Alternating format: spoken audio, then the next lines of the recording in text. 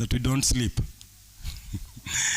Sawa. Now, we have a few topics to discuss, and then we will call it a day. It's about 3 p.m. And we'll start with a brief Bible study on what the Bible talks about in terms of communication. That is keys to good communication. Keys to good communication. You know, in this era that we are in, the era of the digital age, there is a need for people who can communicate clearly, consistently, perfectly, audibly. I mean, the message that an organization has, a person has, a particular subject that is supposed to be talked about, it has to be done in a very careful way, and that the intended message needs to get to the intended audience. That is why you'll find in many companies, they have what you call the corporate communications office. Not everybody speaks on behalf of the government, of the company. Even in this church of ours today, not everybody will speak on behalf of this church. The church has appointed people to speak on its behalf. And so, should you find yourself in a situation where by now you are the one to represent this church in matters relating to the public, then how should we structure our communication? You know, you've had cases whereby a communication goes out and then it is perceived the wrong way, and then it creates in more damage than the intended purpose that it's supposed to serve. I can give a very quick example from the sermon that we had in the morning, the book of John, chapter 4. Now, there is this lady who was supposed to do a wedding. And you know, what comes in with weddings is the fast, the preparations, the here and there, all these programs that are related to doing weddings. And so basically everything was set. And so having done all this, so at the tail end of the wedding, she approached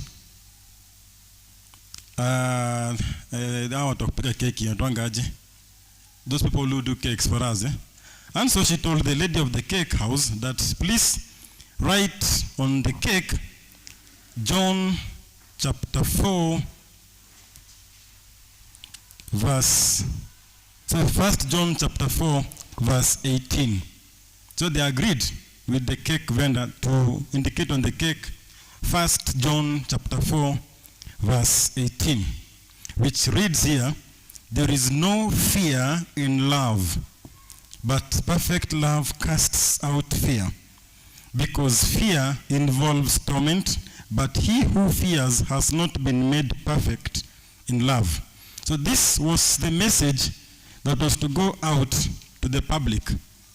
And because we are quick to action, we are not quick to listen, so that part of 1 John did not get to the attention of the cake vendor.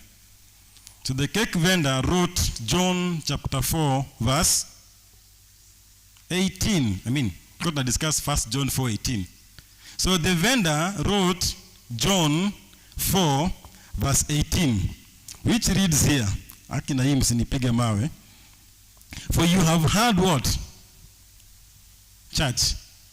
Are we together? What does John 4:18 say? For you have heard what? 5 husbands. I mean, Sitikoka Bible. And the one whom you now have is not your husband. In that you spoke truly. This lady has already shared the cake, the picture of the cake on our WhatsApp status, on TikTok, on Instagram, and all those places. She's already shared John 4:18. Herself as well didn't check, because she trusted the vendor of the cake, because she told the vendor, please write for me 1 John 4:18. And so in a hurry to post what we've shared, what we've received, she equally goes ahead and posts John 4:18. So was the intended message delivered? Now, what is the damage of all this? Just try to imagine the damage that this error caused to this lady who was supposed to wed. Of course, she went ahead and did her wedding, but amidst all this, of course, there were problems. So what we say now and how we listen to is very important to God. So God warns us that death and life are in the power of the tongue, and that we must give account of every idle word that we speak. This is in Proverbs 18 verse 21 and Matthew 12 verse 36. So now, for us to be good communicators, what does the Bible tell us? The book is James chapter 1 verse 19. James chapter 1 verse 19.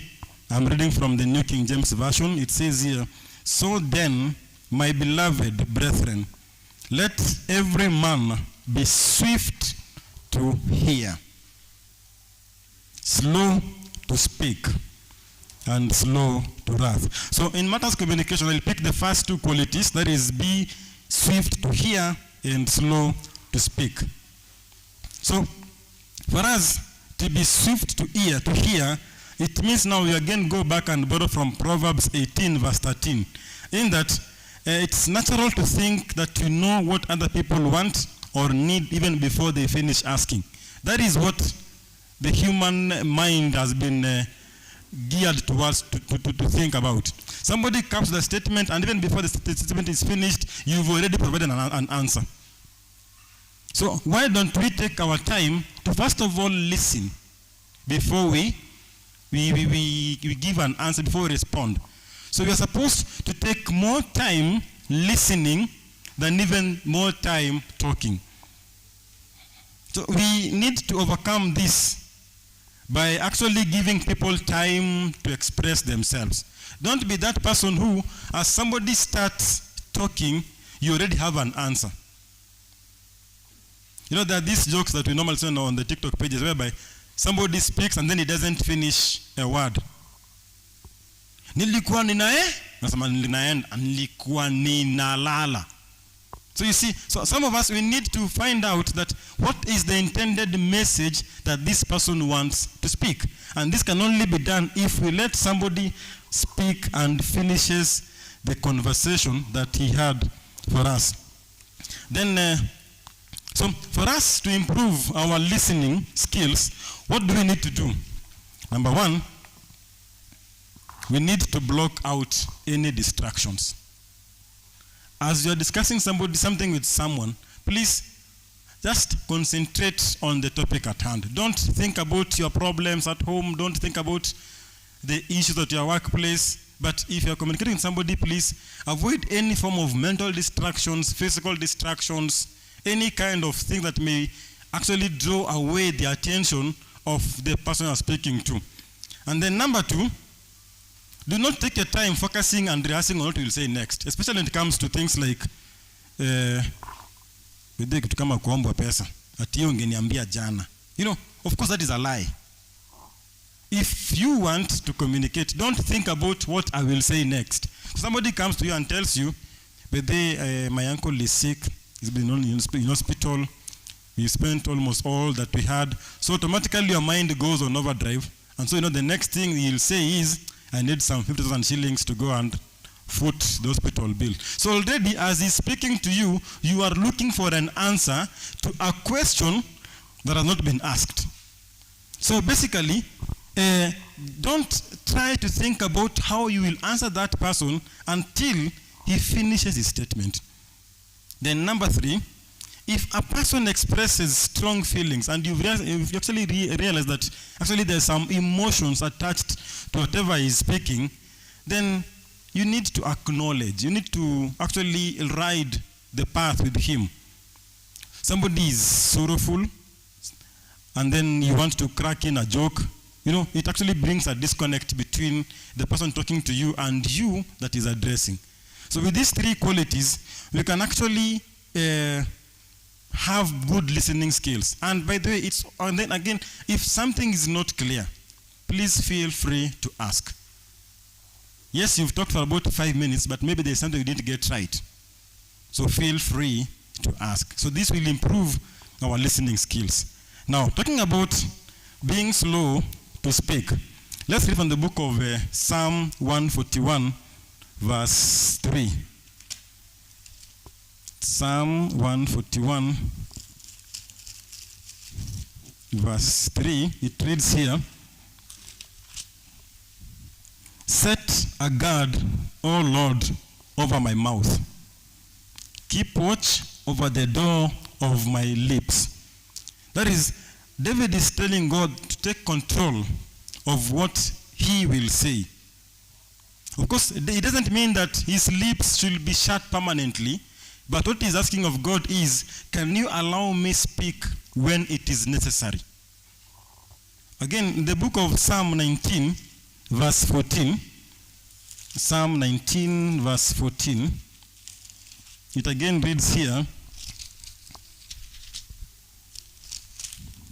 "Let the words of my mouth and the meditation of my heart be acceptable in your sight, O Lord, my strength and my redeemer." So, of course, we cannot get through life without communicating.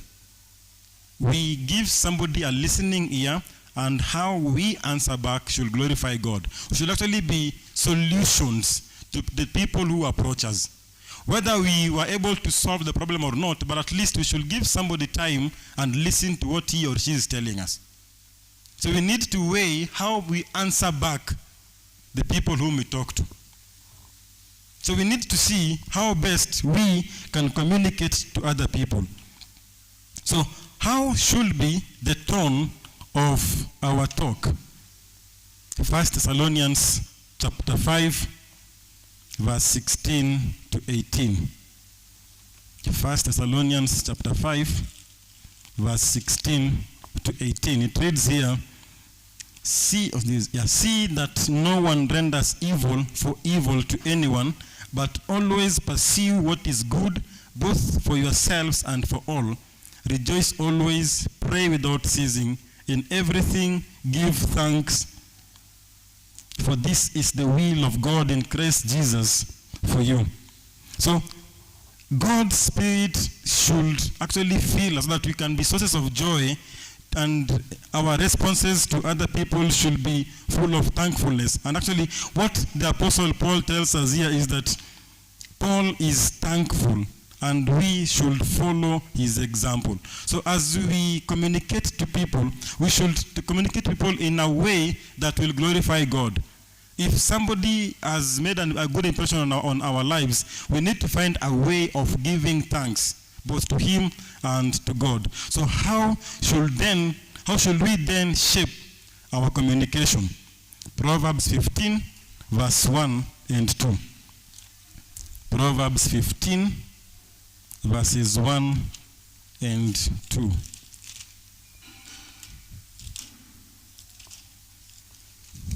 It says, "A soft answer turns away wrath, but a harsh word stirs up anger. The tongue of the wise uses knowledge rightly, but the mouth of fools pours forth foolishness." So the tongue of the wise uses knowledge rightly, but the mouth of the fools will actually pour out the amount of foolishness in their minds. So as we speak to people, let us see how best we can respond, we can give our replies to people in a way that will not stir up anger, in a way that will not annoy them, in a way that people will actually appreciate the way we talk to people. Even the book of the same Proverbs 25, verses 11 and 12. 25, verse 11 and 12 reads, "A word filthily spoken is like apples of gold in settings of silver, like an earring of gold and an ornament of fine gold is a wise rebuker to an obedient ear." So let us speak words that can edify, words that can uplift the people that we talk to. So for us to improve our spoken communication, a few things need to be put into place. Number one, we need to speak clearly. You know, nowadays we have so many jargons in our language, especially the Kiswahili, that has sheng attached to it. Sometimes you speak to somebody and somebody cannot even get whatever you're saying. So can we speak in a very clear manner? Can we just pass the message rightly to others? Then number two, we need to be respectful as we talk to people. Even if you're talking to a young child, I'm a children's teacher, and sometimes these boys and girls will come to you with their issues, and because you think you're too old for them, you don't even listen to them. And maybe some particular child is going through depression back at home. So even as you speak to those little boys and girls, as you speak to adults, as you speak to your bosses in the office, show some respect. Respect that little boy, respect that old man. So let's respect people as we communicate to them. Do not use the I statements. You know, I did this when I was your age. I did this when I was in a similar situation. No, these things happen different to different people. So you cannot use your example as a benchmark to what other people are going through. So do not use your experiences as a solution to what others are going through. Then, of course, you need to apologize where necessary, when needed. Please, you need to apologize. Don't rush or cut the other person off. Somebody is speaking and then you want to interject, you want to interrupt. Do not cut the other person off. And then, of course, don't just talk because somebody is talking to you. Don't just talk back, just to fill in the silence. Sometimes there is power in just keeping quiet. An example is maybe somebody has lost a loved one and then he's trying to tell you something. Somebody, a sick person in hospital, and so he's coming to you and he's talking to you about how life has been unfair to him, and because you seem to have a similar experience, now you want to say, by that I mean, I've gone through the same, and please don't just fill in the gap of that silent moment between you and the person you're talking to. And then finally, always express appreciation and encouragement. So as you speak to someone, please ensure that you really appreciate the time that they've taken their trust to talk to you. And so it's always good to say that it's good you've taken a time, you've trusted me with your issues, and so by and by, just acknowledge, appreciate the person who you communicate to. Basically, that is how we need to shape our communication.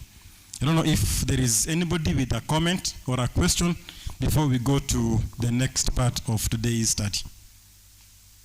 Anybody who has a question or a comment now before we go to the technical parts of communication?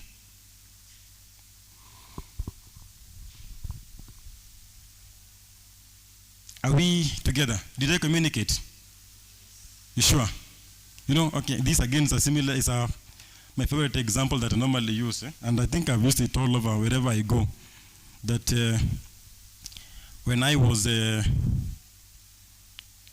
high school, and our principal then was called Mr. James Mogire Mbeche. The year was 2000 and I was in Form 2. So he could ask for an afternoon class. He was teaching mathematics at Ndoro Boys High School in Nyamarambe, Kisii County. So we've eaten ugali and beans for lunch, and then he'll come in the afternoon for a double lesson of mathematics. 80 good minutes of mathematics, and then he will teach. After he's finished teaching, he will ask, from 2 West, did you understand what I've taught? All of us will say what? Yeah? So what did I teach? Then we'll again keep quiet. So I hope it's not the same case here. So are we together? Are we able to communicate effectively to others by this brief study that we just had? I'm happy to mesikizana now. How many got something out of this? Sure. So no questions, no comments. Okay, fine. What we'll do, we'll continue with the program, and then maybe if somebody has a question, we can still pause and ask. Now, the role of sound in worship. The role of sound in worship. Now, this mainly affects the Adventist church. It affects us. We are the most affected people in terms of sound quality. One Sabbath, you come to a church, the sound is crystal clear, crisp, well projected sounds. The next Sabbath, after a few hours, the sound gets distorted. And you know, if you struggle to listen to the speaker then it means you overwork your brain. And so you may end up going home not satisfied as a person who went to church. So sound plays a very big role in how we manage the congregation in our churches. Unfortunately, our churches out there have invested so much in their sound systems than the Adventist church. I'm not saying it's wrong to do development, to buy plots, and to always keep on doing mjengo. I know of a church, Mandara North, was built for over 10 years. But when you look at these small churches out there, a church is in a bedsitter in the ground floor of a flat in Umoja, but they have more than 6 speakers, and they have crystal clear sound systems, and yet the space can only accommodate 20 people. But our churches, which we want to fill, we want to look at our membership and say, church kala tukana members wangapi? We have 600 members. Good. We are doing something for the Lord.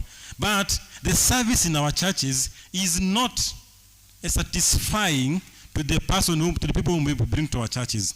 Somebody at the back there struggles to get what the speaker is saying. So sound plays a very important role in our worship services. So for us to actually ensure that we have good sound in our churches, a lot has to be put into place.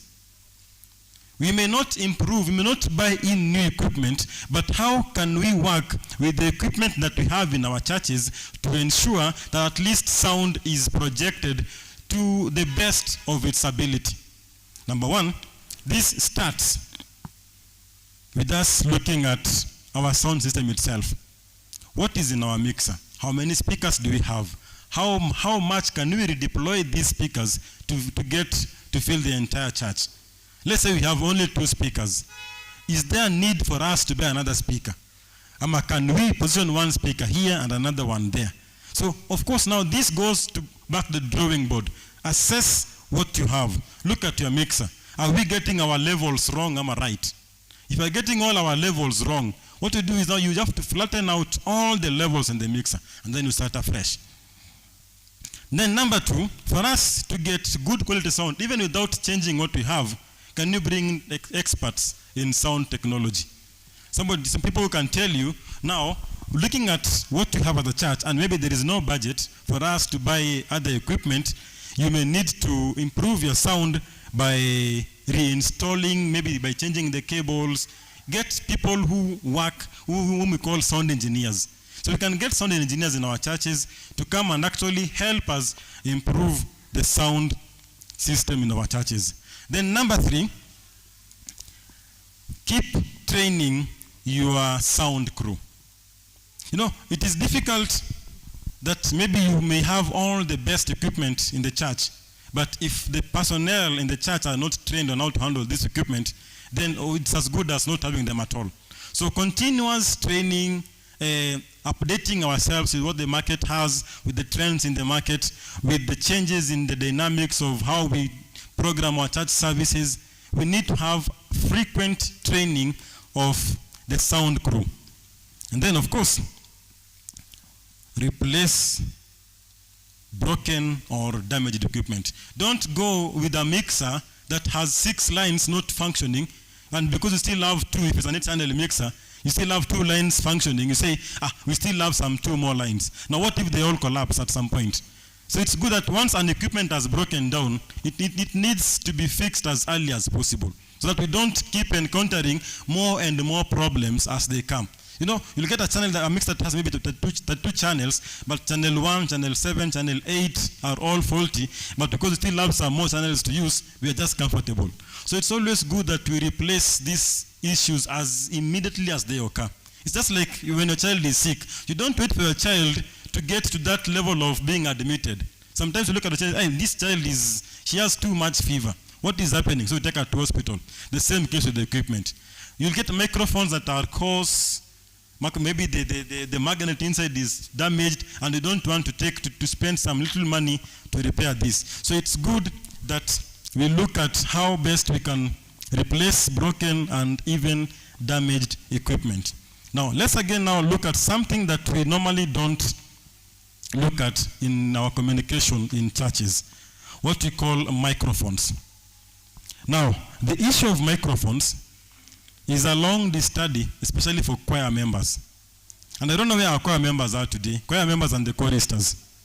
It is not natural to speak into a microphone, but using it properly sometimes requires practices. Sometimes when you watch these TVs, you'll find the musicians holding the microphones in very funny angles. Some will put the microphones like this, some like this, some like, I don't know how.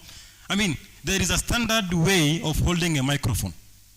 Now imagine a pastor coming here and is preaching like this. What will you think of that speaker? And people who speak like these microphones are the ones who like singing like this, the yo-yo people, you know. So at some point you like to imagine maybe even sagging his trousers. So the proper way of holding a microphone is just as close to the mouth as possible, and it should face upright. So now, again, things that we do with the microphones is sometimes we don't even trust the technical crew, especially this sort of kutoka pale Kisii. We come to a platform, and then of course we want to test the microphones. We want to ensure that everybody is hearing us, and the first thing we do is we either blow very much into the microphone or we tap the microphone. Tapata Mkisii baba yangu Mr. Achuti.S.O huko nyumbani anafanyisha harambee, anakuja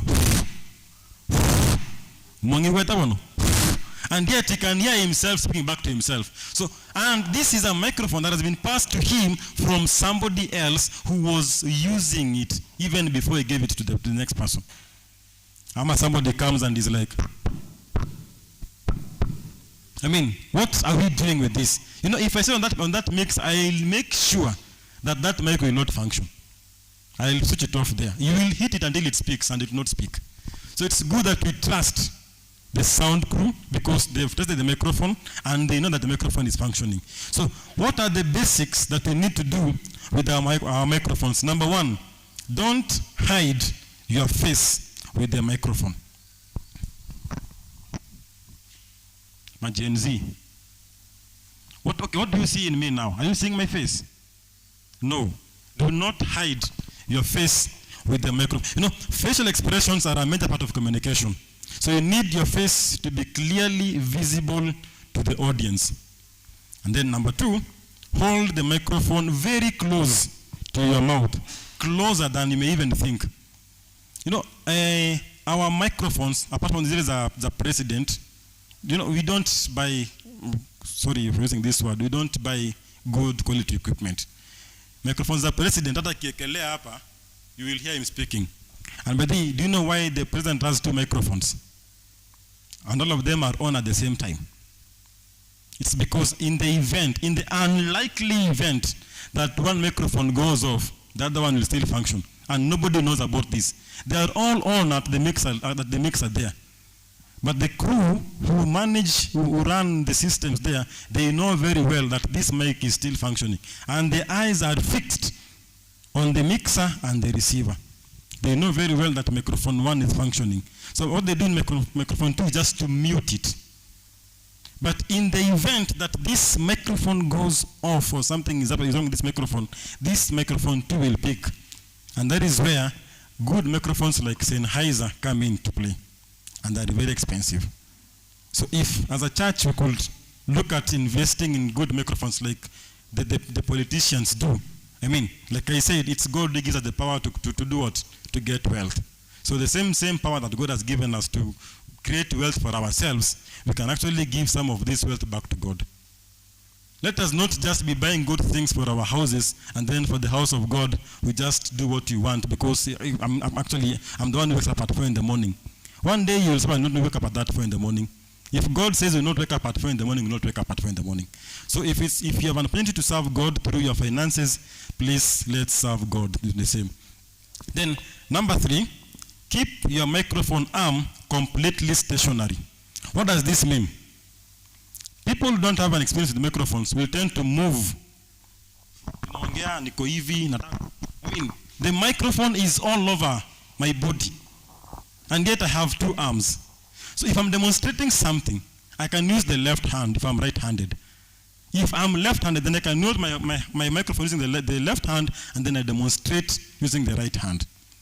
This has now caused many of our churches to buy what we call the overhead microphones. The microphones that come and pass over the head, and then they come like a lapel, and then they are here. These mics are good for presenters who may want to demonstrate things and to do presentations at the screens and do things like that. But if you don't have such microphones, always ensure that the microphone arm is completely stationary. Then number 4, if you're using a podium mic, those that we call conference mics, do not position the microphone too low that you have to bend like this. See the microphones that come from here at the lectern, then they come like this, then they face the audience. Most of these mics are available in big churches. Same idea in Ndogo, by the way, in those churches that have the microphones. You don't have to bend like this. Because, okay, I know you may get an opportunity to go and speak, maybe at a church that has such a microphone. Don't have to bend like this too much. Just adjust the microphone to the mouth level. Make yourself as comfortable as you can. And then number 5, if you really have to test the microphone, choir members, and then they keep looking at the media crew. What are you doing with all this? The sound may not be a nuisance here, but for somebody watching online, it becomes great chaos for them. It becomes too chaotic for somebody who is watching the microphone, the presentation back at home. So it's always good that as we test these microphones, at least just say one word. And please always trust the crew at the production table, because they know when the mic is working or if it's not working.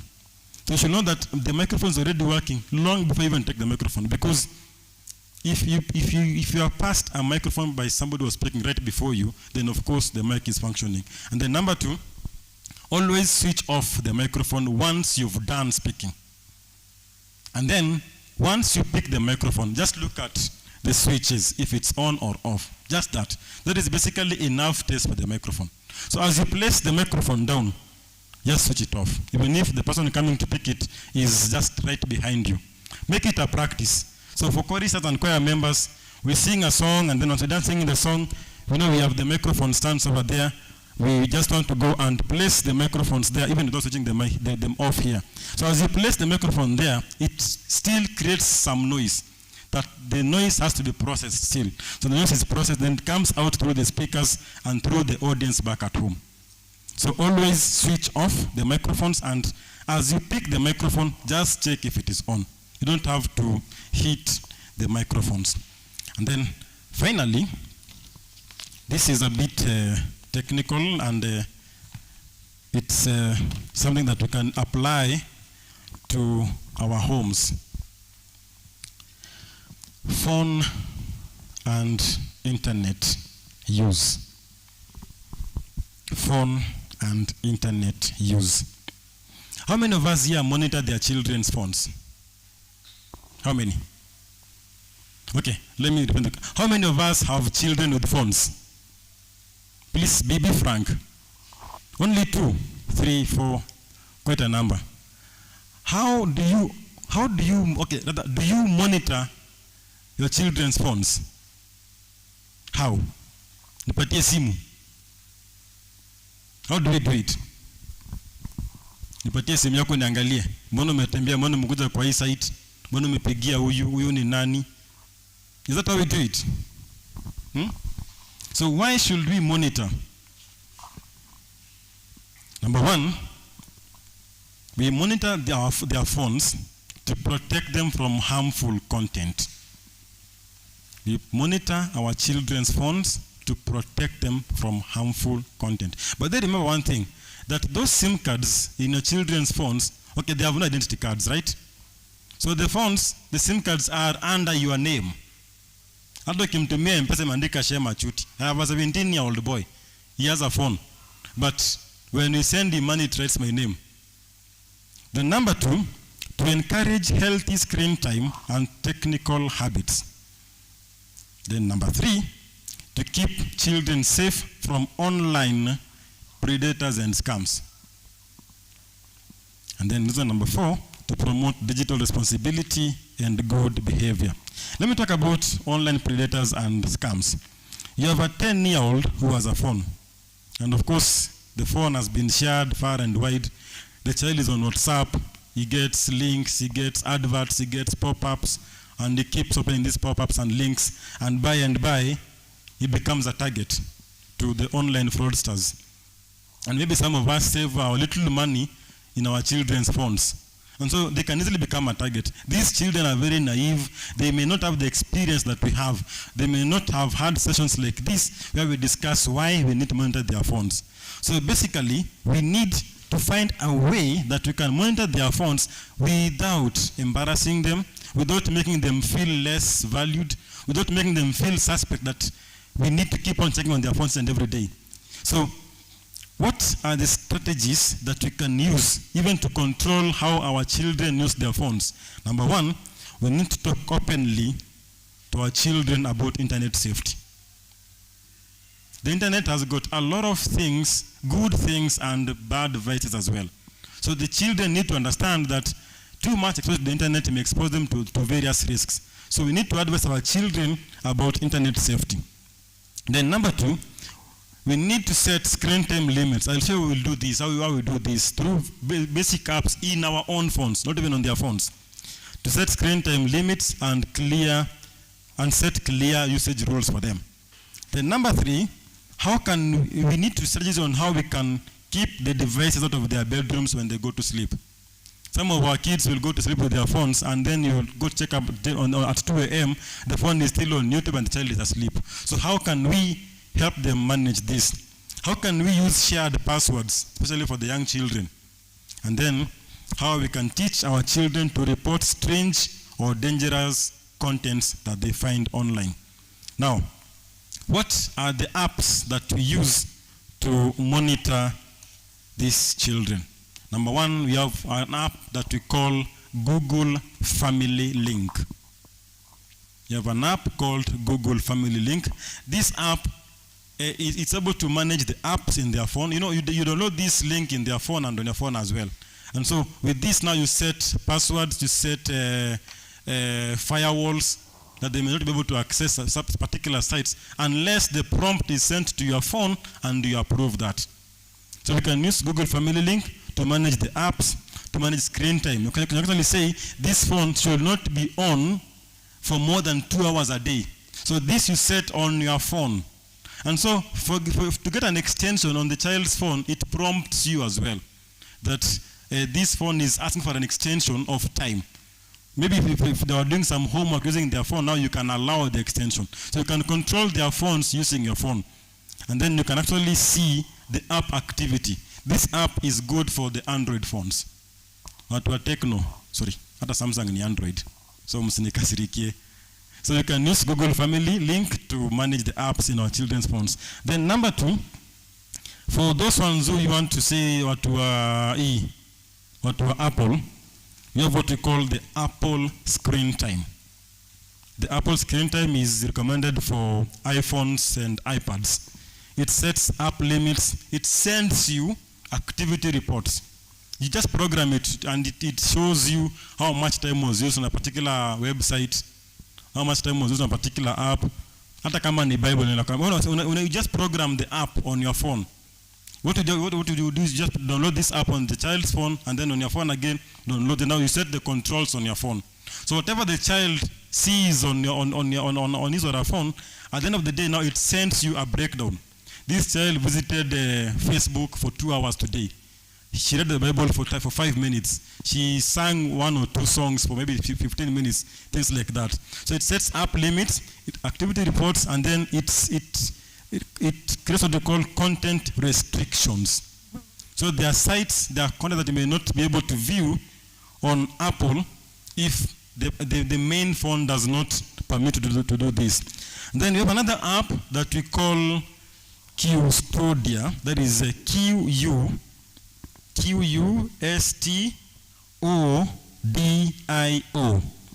Custodia, that is Quebec, Uniform, Sierra, Tango, Oscar, Delta, India, Oscar. Custodio. This one blocks websites, sets limits, monitors calls, and even SMSs.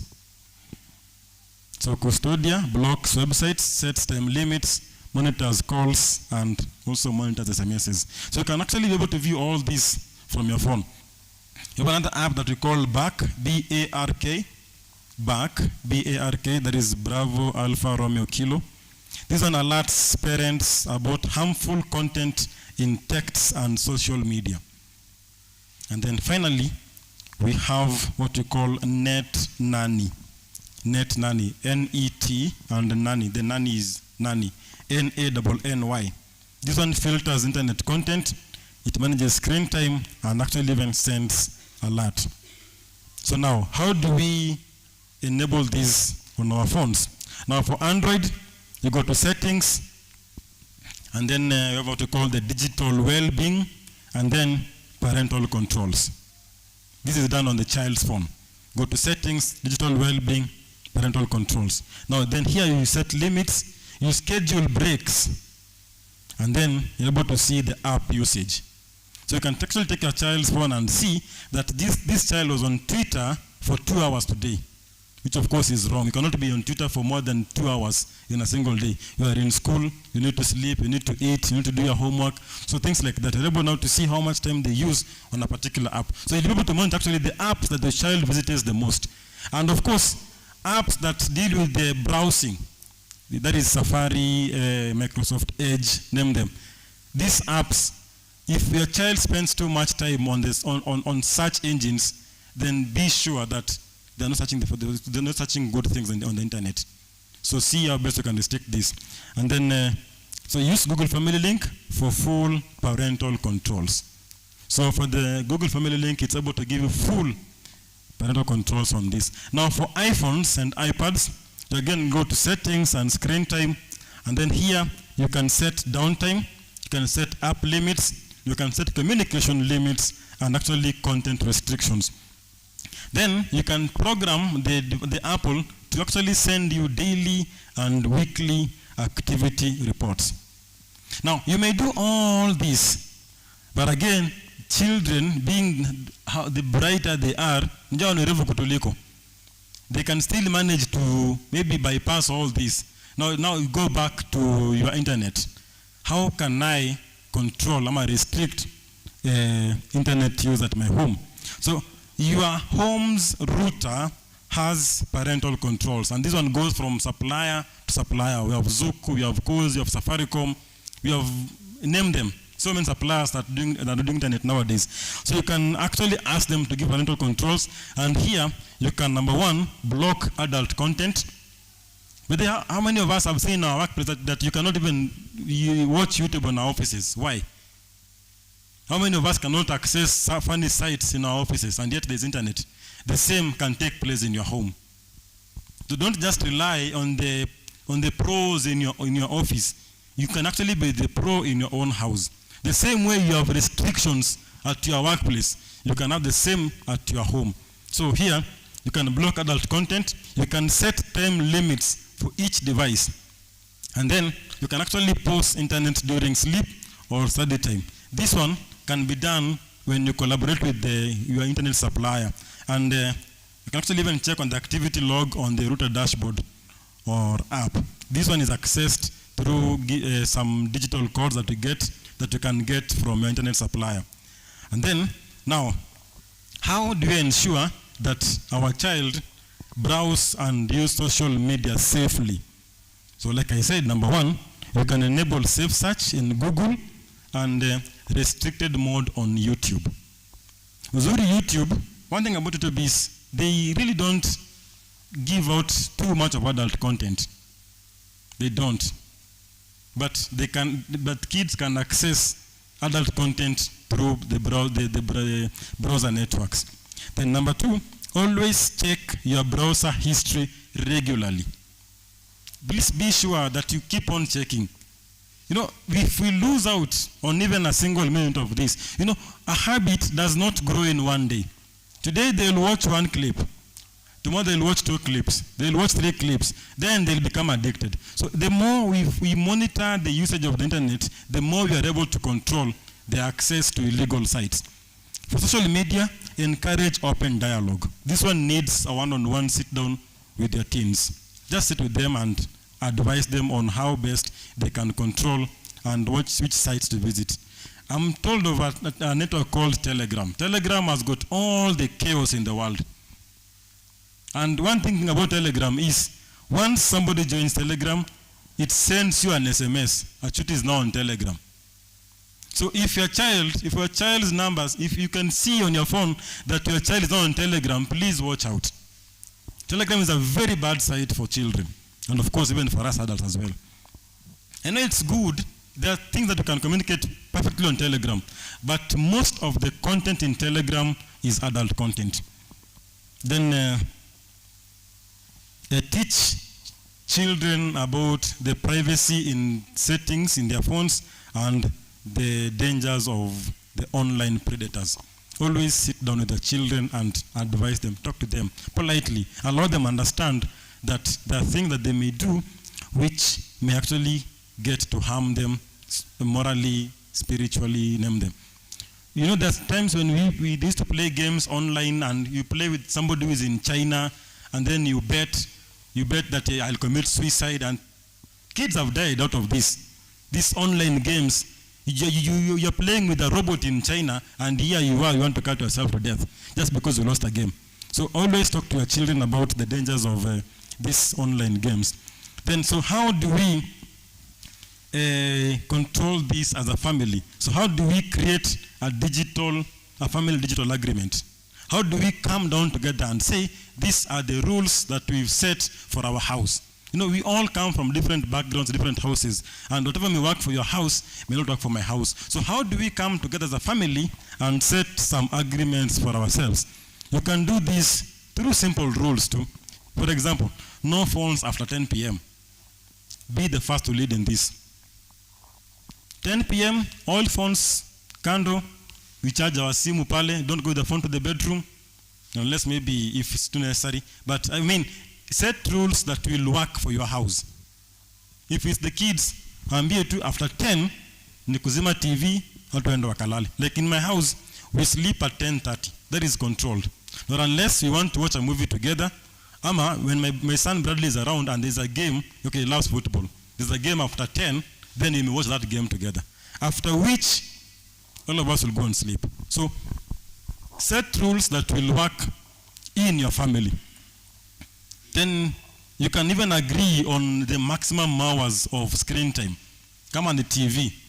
Sema ukitoka shule, fanya homework, enda cheza kidogo, rudi, oga, then have some 1 hour of the things that they watch. You don't know what they are called, those funny cartoons that they watch. Allow them maybe an hour or two. They just agree with the children. Then you can actually talk about downloading apps that may require permission. You discuss with them. Tell them, don't download apps that I may not approve if I was asked. Allow that dialogue between you and your child. And always talk about anything strange that they see online. Remember when you guys were growing up, there was this program called The Bold and the Beautiful. And at some point, ilikuwa inafika mahali paka tunafukuzwa. Asa ka TV ni kadogo. Ilikuwa inatoshana mahali hapa hivi. Na it was color TV by the way. It was colored but ilikuwa ni screen saver. So hata vitu mingi hata ungeweza kuona, but sasa unaambiwa sasa ikifika hii masaa mwende mkalale. I mean, but nowadays we don't have such controls. Hata KBC ilikuwa ikiwaki hiyo kipindi kianza unaambiwa hapo 18. So you know that these for adults. Nowadays, movies rated even 16 actually have more adult content than The Bold and the Beautiful of those days. So we need to see how best we can manage the screens that our children keep watching. And then of course, always lead by example. Set rules, follow the rules. You know, children learn by watching. They will observe you. Daddy said you go to sleep at 10. Daddy is working up to 11:30 p.m. Why? Ama is watching a movie up to 11:30 p.m. Now, tumekuta tabia nyingine, tuko na screen kwa sitting room, tuko na screen kwa bedroom ya mzazi, na screen kwa bedroom ya watoto. Mzazi analala upstairs, watoto wanalala hapa chini. So we can't even control. They say they've gone to sleep, pia wameenda kulala. Then they wake up an hour later, they start watching TV. So we need to actually lead by example. We need to advise them on the dangers of sleeping late because they need to wake up late. They sleep late, they wake up early, it distorts the programs of the entire day. So let's lead children by example. Let's show healthy digital habits ourselves. For example, if we agree that there are no phones during eating, be the first one to place your phone huko kando. Don't, at one point unameza chakula na bado kwa simu na text. Please let's show our children what to do, the best thing they can do by them copying us. So to finish this, remember three things. Number one, start early. Habits are harder to change when they have grown in our children. The early we start this discussion with our children, the easy it will be for us to control them. Then number two, monitoring will build trust if it is done with love and openness. Sio kujificha, sio kuiba simu, mtoto ameenda kuoga, unachukua simu yako unaanza kubrowse. No. Just build the trust between you and your child. And then finally, technology is not the enemy. It is a tool to guide your child. If you understand this, technology is not the enemy, but it is a tool that will help us to guide our children. So our mission should be protecting our children one click at a time. My closing statement is, there is a right way and a wrong way to do everything. And then there is the way that works in real life. What I really am offering today is the possible solutions.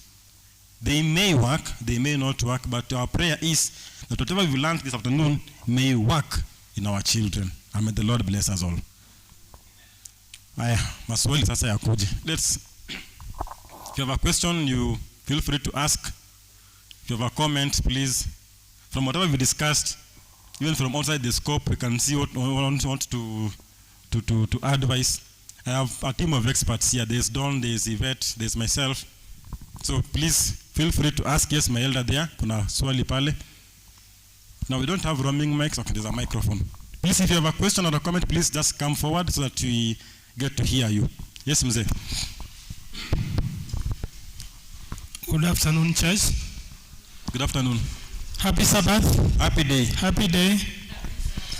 Now, according to the lessons that we are getting on from our teacher today about communication, there is some communication that took place in the Bible, in the book of Luke chapter 2, from verse 43, when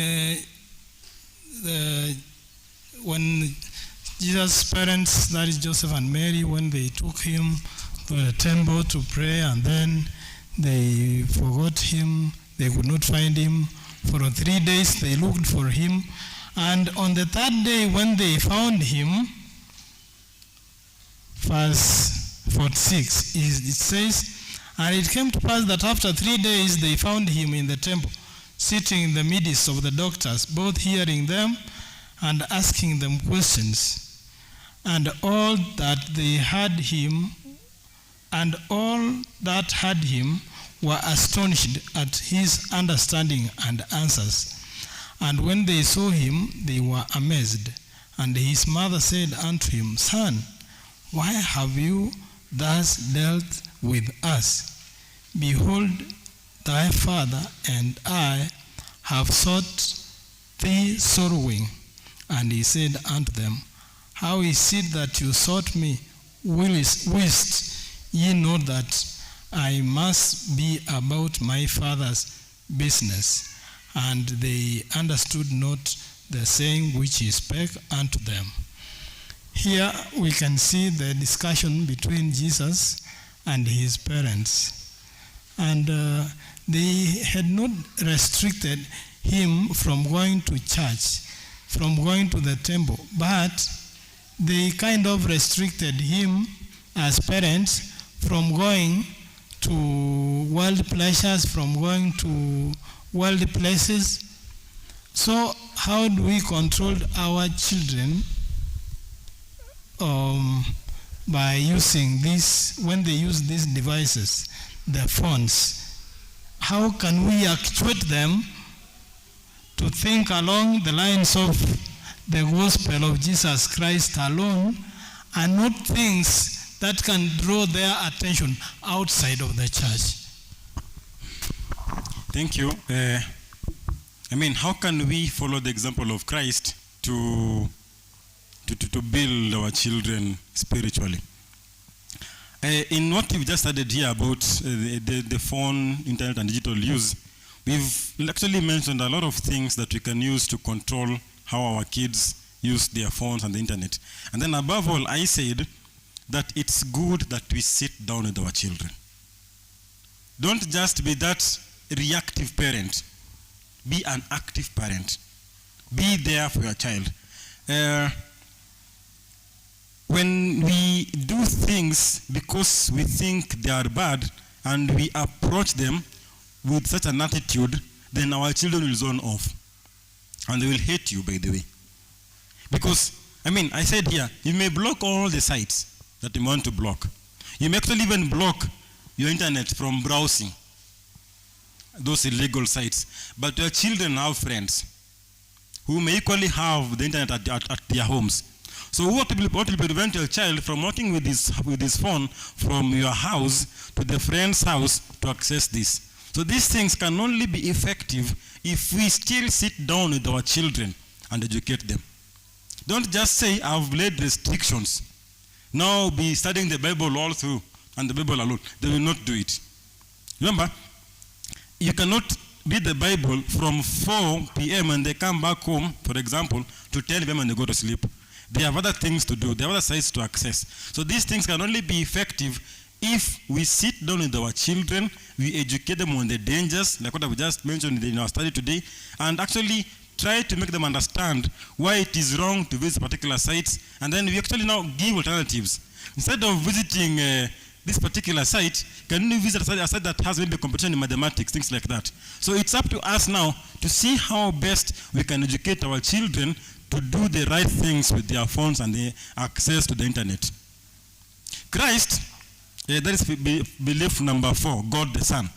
When we said about God the Son was both human and was both God. And that is why even at a very young age, Christ was able to go to the temple and discuss matters about scripture with the teachers of the Lord there. But now if we don't equip our children with such level of knowledge, then they get things outside this from the internet, then they may not be able to stand ground when challenges come. So we are supposed to take lead. We need to lead by example to our children. Any moment that you sit down with them, if you want to maybe to search something on the internet, let's see what or not you want to search, what you want them to know. Let us lead them into studying the Bible. Don't just leave it for them that they can read by themselves. They are not Christ. They are human. And then they have their own challenges. They have their own interests. So if you don't lead them correctly, then they'll go astray. But you cannot say that we block internet, we block their phones for them to focus on Christ. They may not even focus on Christ. Some of us, when we were growing up, we could just place a book on the table like this, pretend to be reading, and there's nothing that we are doing in the book.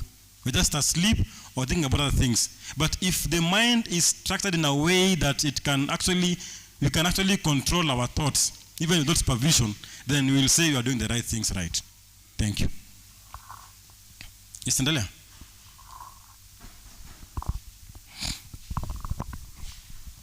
Finally, I have this to say, that even during the birth of Jesus Christ, when the wise men had arrived in Bethlehem to see the child who had been born, now there was the presence of the holy angels who came, and then they were singing songs saying that is in Luke chapter 2 from verse 11 onwards. Now verse 13 says, and suddenly there was with the angel a multitude of heavenly hosts praising God and saying, glory to God in the highest, and on earth peace and goodwill toward men. And it came to pass that as the angels were gone away from them to heaven, the shepherds said one to another, let us now go even to Bethlehem and see this thing which is come to pass, which the Lord has made known unto us. So you can see from here that sometimes even Christians with their phones, with these devices that we are using, sometimes they stray away and then they find suddenly watching what is distasteful in the media. So know that when you do this, you are surrounded by a great multitude of witnesses from heaven. So if you can control yourself, it will be very easy for you to control your children, but all through prayer and supplications. Thank you. And remember, I said lead by example. What if your child has access to your phone and then he goes to the browser, he wants to search for something? And you know one thing about the browser history is that as you start typing letter Q, R, whatever, it gives you your recent searches. And then it finds that you are watching something on the phone. So apparently, it means you are not leading by example. So always lead by example and ensure that all this that we do, we at least pray that God will help us teach our children correctly and unto his parts. Any other comment or question? Yes, our elder there. We have a microphone.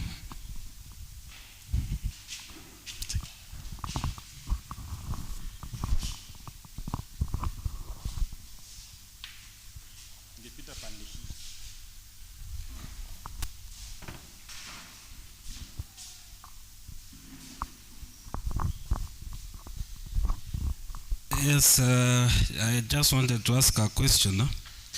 You said something about somebody who is bereaved, and probably you want to give an example or a demonstration.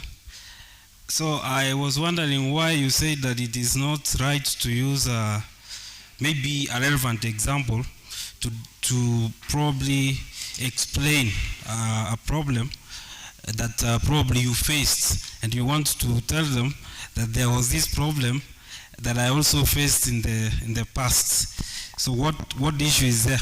Good question. How many of us, okay, I want to believe all of us have been bereaved. And then somebody tells you, I know how you feel. Is it true, by the way? Is it true? I know how you feel. Wewe, you are the one who's lost your loved one. So how will I, a stranger, know how you feel about it? Practically, it's not correct. Just be there, let the person sob, let him or her cry. Just be there to just encourage, to support. But don't use it, because we all of us react differently to grief.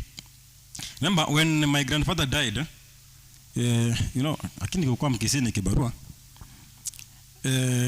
he died at the age of 99.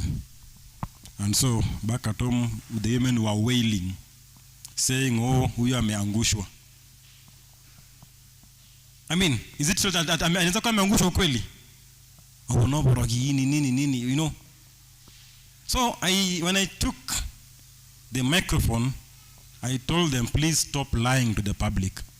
Mzee has finished his days. So from where I sit, I may have been looked at as somebody who is mad, because them they believe that there is no natural death. Even old age cannot kill somebody. So when somebody has been bereaved, please don't use the example of, I've been here before, what.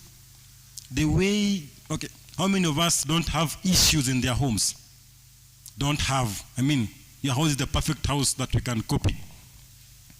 You and your wife, for the married, are 100% in good times from January 1st to the end of the year. None, right? And God forbid that your spouse dies today. How will I say, I know how you feel? How? And yet, your spouse dies, at the same time, you are the one who is crying because you've lost a loved one whom you've always had issues with all these years. You have something? Maybe if I can say something. When it comes to grief, there is no point at which somebody else will understand the pain you're feeling. Even when siblings lose a parent, one sibling will never understand the pain the other sibling is going through. Because when it comes to grief, it all depends with the connection that you had with the person who is deceased.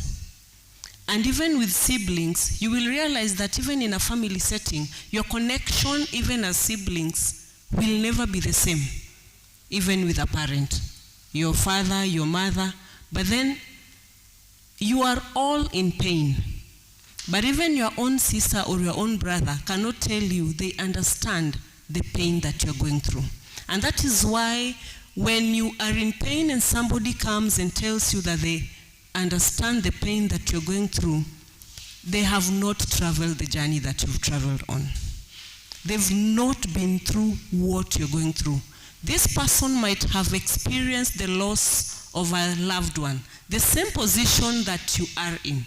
They probably lost a parent, they probably lost a sibling, they even probably lost a child. The same situation you are in, but they can never understand the journey that you're traveling in. Yes, their situations might seem the same in the eyes of the onlookers, but your situation can never be the same. That is why when somebody is telling you they understand, they never really understand. And even when it comes to he's mentioning family problems. That is why something that can work for me very well when I have an issue in my family will never work when you are facing the same situation that I'm undergoing. So even when I come and tell you, with me, when I'm in this situation, this is what I do, and it works perfectly well for me. If you try that in your home, what happens next? Unasikia hata ulifukuzwa.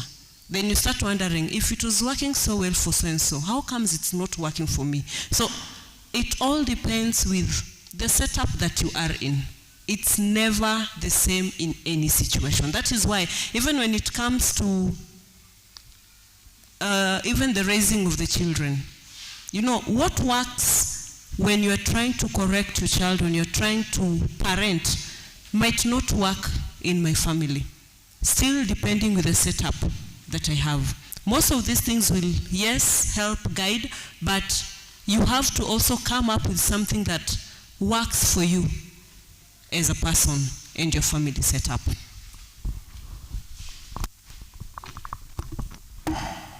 Remember, I said this, there's a right way and a wrong way to do everything. What we can only offer is tips and how to go about issues. And then there's the way that works in real life. So by real life, I mean there's a way that will work for you and for me. Yes, my elder.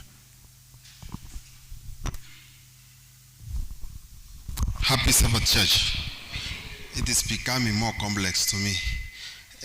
Sometimes back, I remember sometimes back in the lesson quarter, we studied the book of Job. The topic was there in between, the cause of causeless. I don't know whether you remember that topic. That's when these guys came to Job when he was mourning of his sickness. They were trying to explain what was the cause. But we also say that before that, they had stopped talking for around how many days? 7 days. Just looking at each other. It's like they didn't have anything to tell Job. That pain, what Job goes through, they have not gone the same way. But a few days ago, maybe I say 2 years ago, a friend came calling me. He said, Mr. Sato, I know you lost a parent. You have lost a parent. And this parent is equal what I've also mourning for my parent. But I am unable to go through this grieving. Kindly, do you have some time so that you share, you tell me how you overcame the grieving? So I met him. One question I asked myself, did I lie to him? Well, how do I answer this? When you are discussing this about how you communicate to others, one thing that I mentioned is don't be quick to give what? To give answers. Somebody is explaining to you a particular problem and then you're just there ready to give a solution to it.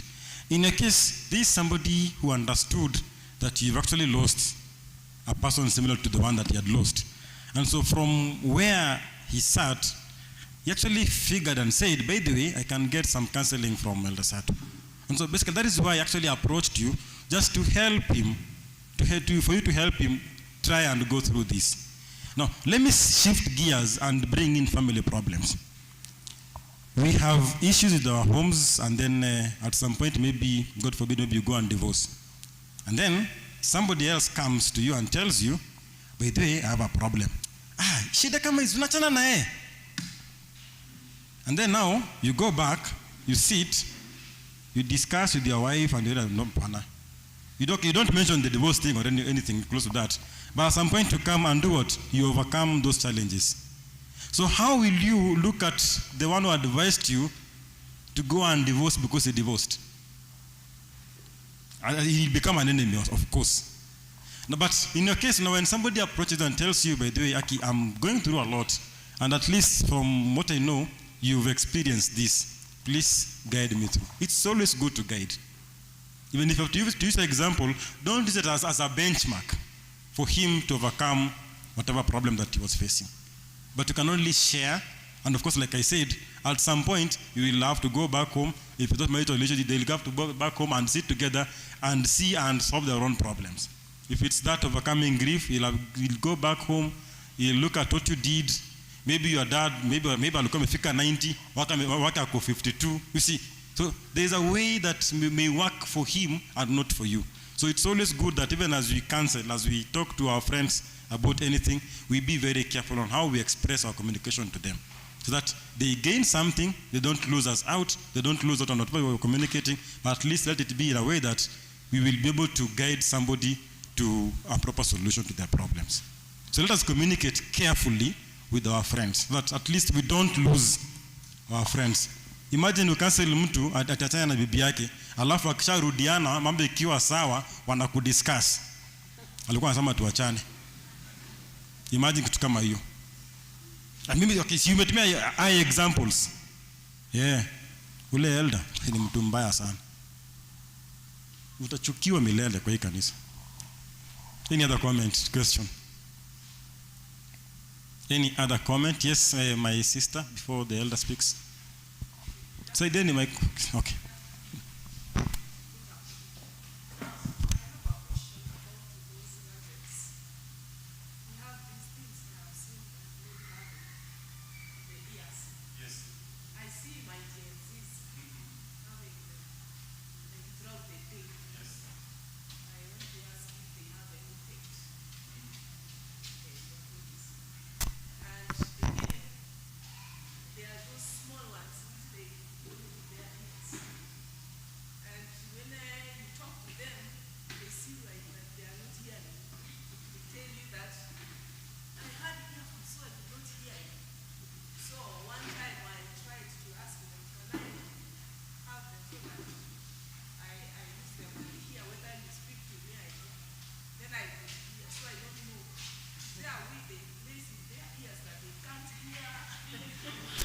Sawa.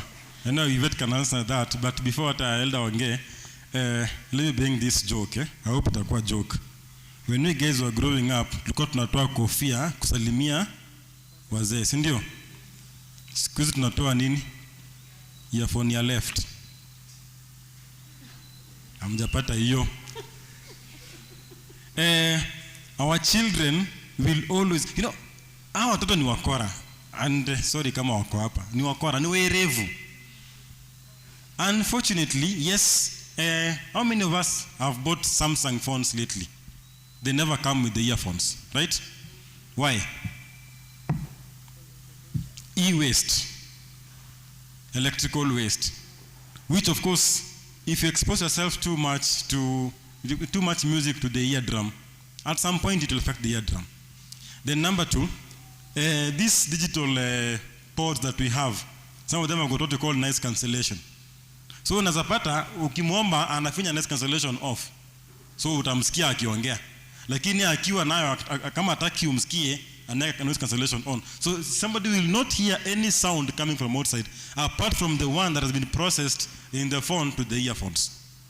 So yes, they have an effect. And then number two, they have styles of using the earphones. Na yukupatia aweke noise cancellation na back off. But again, try to limit the hours that just talk to your child to control the phone's usage. I know pia kwa nyumba tunawakazia. Wewe unaweka hapo msanii kutoka asubuhi mpaka jioni. Yeye anataka kuwatch vitu zingine. So unapata the only thing they can do is kuchukua simu yake, aweke earphones kama sikio na atembee the whole day akisikiza muziki. Give them time to also access some things in the house. Yes, mzee.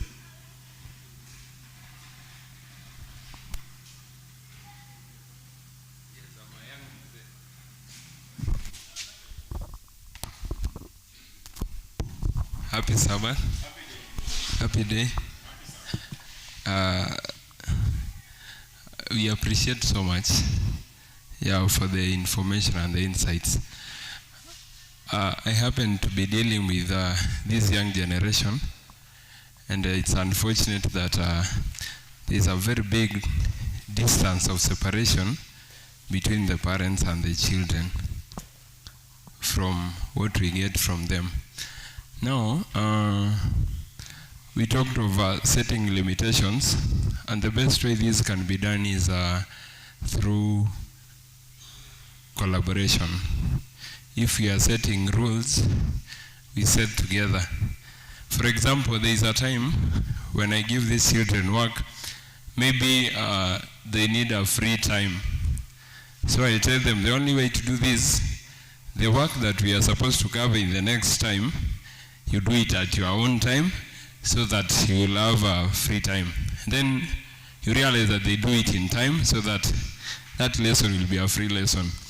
Now, there's a definition of communication that I love.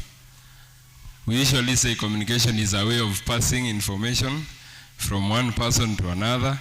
Then there's things like feedback and all that. But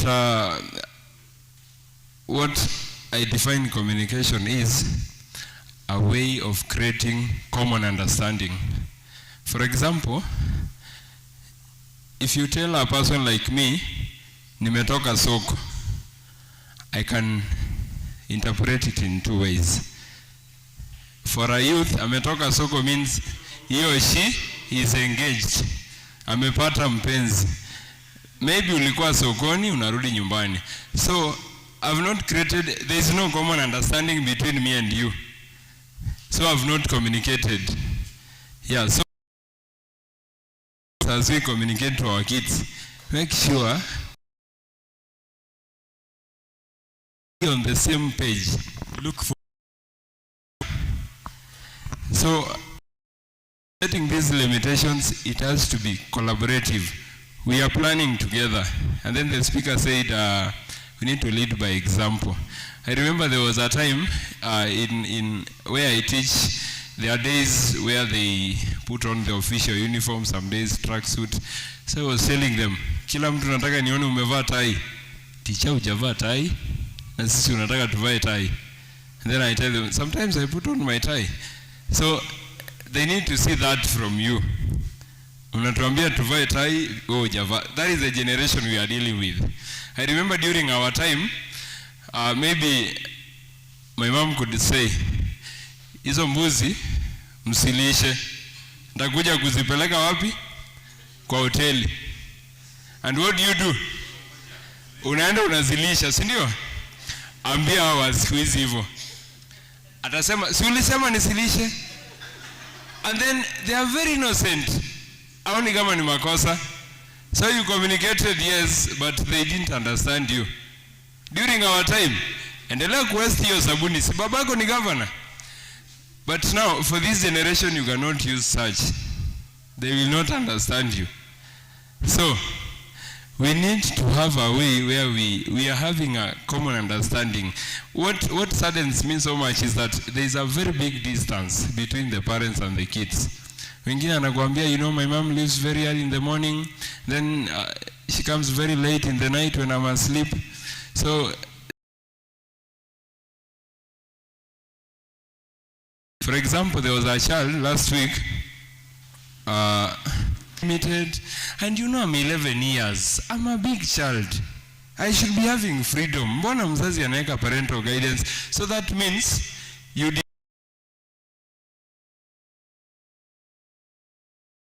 So yeye anaona ni kama umemfunga, seeing that as an imprisonment. So there is much that needs to be done. Tell them the reason why we are doing this before we do it. You know, we were raised in a different way, and that is what worked for us. But now these guys, they are different. Hata wanajua they have rules, they have rights. Sometimes I remember there was a time I went to a class asking for my assignment, alafu wananiuliza, there's a lesson you taught us that we have a right to information. Haukutuambia unataka assignment irudi lini? So we need to be wise. We need to be wise. And where does wisdom come from? Wisdom inatoka wapi? Kwa Mungu. So let us pray that God gives us guidance and wisdom on how to guide this young generation. We are having a very informed generation. So wherever you are setting rules, they need to understand first, why are you setting those rules? That is why you set with them. And then kama unawaambia screen time imeisha, at least create time. Mcheze nao, you have some time. Kuna mwanafunzi anaweza kuambia more about themselves, alafu mzazi anakuja anakuambia, mtoto wangu simuelewi. See, I don't know what they want to do in life. I just don't know them. But then ukiangalia what you know about the child, sasa wewe ndio mzazi hata. Because you know the child better than the owner of the child. So, wacha Mungu atusaidie. Thank you. Have you seen a situation whereby in a Pathfinder class, you know the common figures, when you sumbua, you always make sure they don't sit together. And maybe in your church, if they carry phones to church, now during club meetings, maybe they keep their phones away. But you'll find one child is seated there, another one there, another one there, another one there, and they will communicate amongst themselves without mentioning a word. And they will leave the church one by one, and we'll find them, even in this office maybe, na wako ongeleshana. Unashindwa ula alitoka akatoka na akapatana hapa. I mean, there are things that our kids are too bright even for us to understand. So it's always good that we work for us to manage them effectively. Remember, we are not, you want to keep them safe. I told you of a story whereby there's a child, I think in Washauri Moyo, ambaye alijiua because of an online game. Glianza hizi ma online games hizi. Ulikuwa unaingia Facebook, alafu there was a prompt of a certain game called what? Candy Crush. Kama hiyo, we had some online games. So this with the strangers, and there were bets and the stakes were high. Work together with our children to at least educate them on these dangers. We may end up losing our children. So it's good that we see how best we can work with them for their own benefit. Any other comment? Yvette, anything? Elder Don? You know, I can't miss something to say. You know, one thing that is for sure is that the generation that we are raising up is totally different from when we were being brought up. I remember there's a day I came home at around 7 p.m. and my 8-year-old daughter had not done her homework. She was home by 5. So I asked her, I call her and, Imani, have you done your homework? And she says, no. And I started like, why have you not done your homework? She looked at me and then she asked me, Mom, why are you shouting? You know, I didn't even continue with the conversation because the first thing I was like, if I had dared ask my mom such a question, siangenivunja hata mguu. You know, I kept quiet. I didn't even continue with that conversation. She went, picked her books, did her homework. I came back to that conversation like after 2 days. After I had now settled and like recollected myself. Then I realized, because When I was now asking after that, she tells me, you just came, you started shouting, you didn't ask me. You didn't even know what I was doing when I came back from school. Then I realized the children nowadays are very different from when as we were being brought up. Because when we were being brought up, we were so used to, if it's no, it's no. You don't even get to ask why it is no. You just have to follow the rules. Like, if my father says you are under my roof, you have to do what I'm saying. That is what you had to do. But nowadays, if you don't have a conversation with the children, then you end up losing them. And once you lose them, that's it.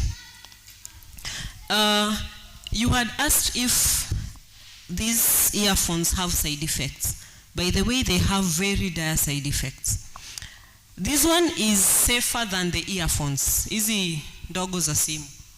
This one is safer. But they do have side effects.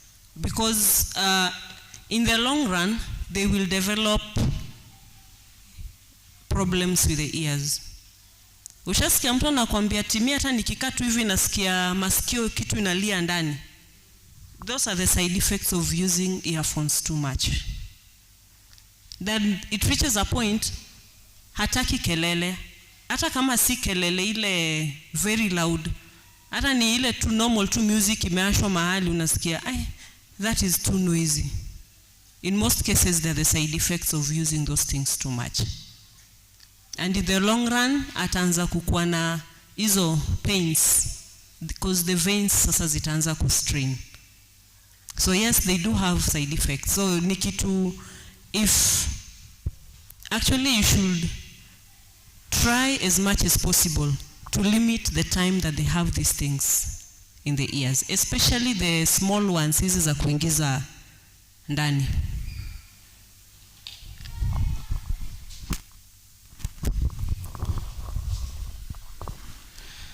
Good afternoon. Mine is just actually our brother Shem has said a lot.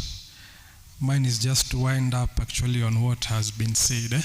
Actually, much lies with us as parents. There is a lot that we need to do with our children. Because I can give an example. Probably most parents are not around when their children are using these gadgets. That is the first question you should ask yourself. Sometimes I have come to see that when we have these small kids, because you don't want them to disturb you, unampatia simu chukua. Anaona cartoon, ana browse, anaona whatever. And whatever this child is looking, unaona tu ni cartoon. But have you ever found time, uangalie whatever anapenda watch together. Analyze it. Is it a good content for that kid? I came to realize that most of this content, they are actually bad and they are affecting our kids as they are growing up. It will affect their attention. It will affect watakuwa rude. And there are some characters that will just develop because of whatever they have been watching. So we are supposed to be very much watchful. Just as our brother Shem has said, do we sit with our children and say, unapenda kuona content gani? Let's sit and watch with you. Do we do that? So that we may understand, when I am away, this is what they are doing. You know, make these children our friends. That is what we fail to do in this current era. I remember during our time, ukisikia tu mzazi ndio yule anatoka kwa gate. It was very different. Akupate ati umekaa kwa sitting room, it is something that hauwezi patikana. But saizi hata ukikuja nyumbani, atakuwa hapo ameekelea maybe hata mguu kwa meza and they are not disturbed. They are not disturbed. So there is much that we really need to do with them. Once we have understood their environment, we understand their friends and the people they engage with, I believe we are going to work together with them as they grow up so that they may have better characteristics. The last thing that I wanted to say is that a quote from Ellen White that says, parents should not leave their children to the control of chance or circumstances, but should carefully train them That is in the book of child guidance. That means that we have a bigger responsibility to play. We should not just say that because we are taking our children to school, let them learn from there. Do we really know what they learn from there? By the way, do we know even the kind of books they are taught there in school? Do we take our time even in the evening to ask them, leo umesoma nini? I'm telling you, you will be shocked. Kwanza, more especially in the subject of biology and some other subjects, the things that these children are taught, they are not things that we used to learn when we were kids. So we ought to take attention. Otherwise, if you look with the education of the international education, wale wenye wanatoka majuu wanafunzo, do you know, I was told that small children at the age of 9 or 10, they are told it is not wrong to have a relationship, a boy-boy relationship or a girl-girl relationship. They are told like that. So when they go home to their parents and you are teaching them that this is wrong, they see you as crazy. But si tumeambiwa hii iko sawa na mpaka tumeonyeshwa shule na kila kitu iko sawa. So what are our kids being fed? Do we understand that? Or unajua tu ile unamlipia school fees, amemaliza grade 1, grade 2, grade 3, ameingia high school na amemaliza, amesoma na ameenda.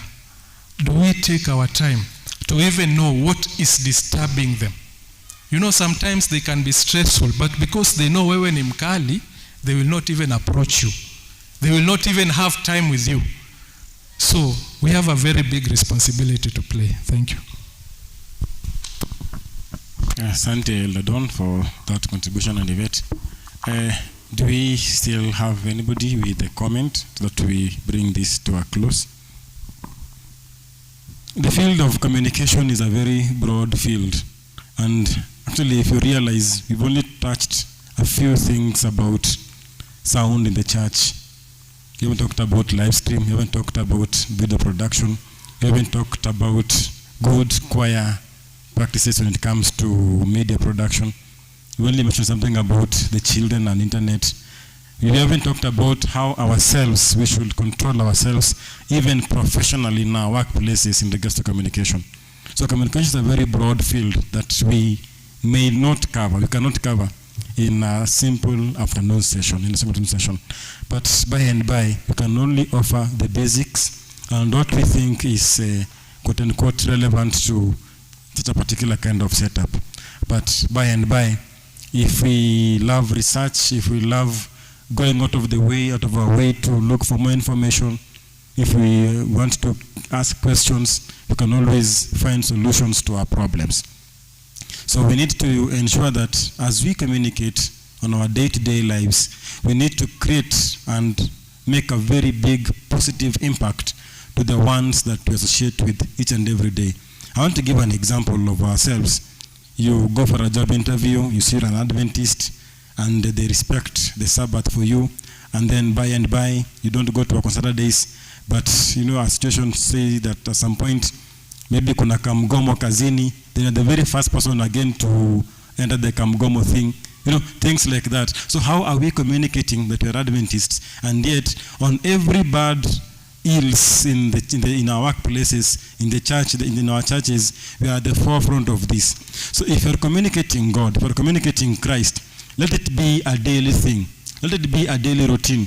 Isikue tunaambiwa watu wetu ati kukula mtura ni mbaya, then tukitoka hapa tunajipata tuko hapa Katani kwa club tunakula mtura. I mean, how can we live the life that we want to live as good communicators? Let us lead by example. Let us be the pages that people can open, and each page they open, they see Christ in us. We can communicate verbally, visually, through everything that we want to communicate through. But at the end of the day, let us communicate Christ. Let's communicate God. And may the Lord bless us all. I hope zafungia mtu, and maybe just one last chance if there's anybody who has a comment as we close this.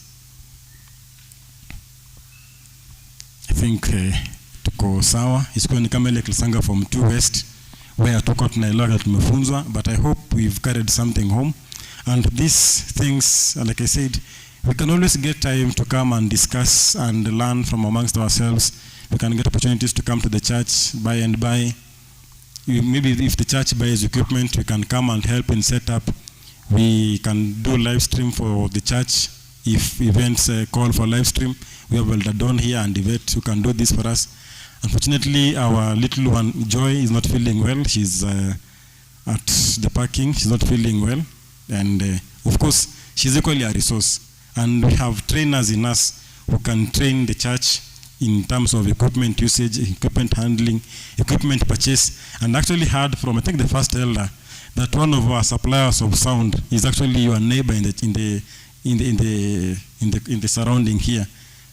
I don't want to market the company, but I'm told one of our biggest suppliers of audio equipment just lives within the church. So you guys are blessed with the resources. So you can always ask around.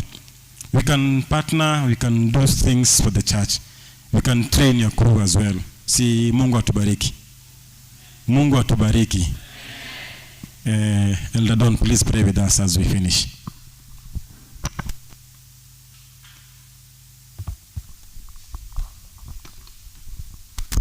Let's pray.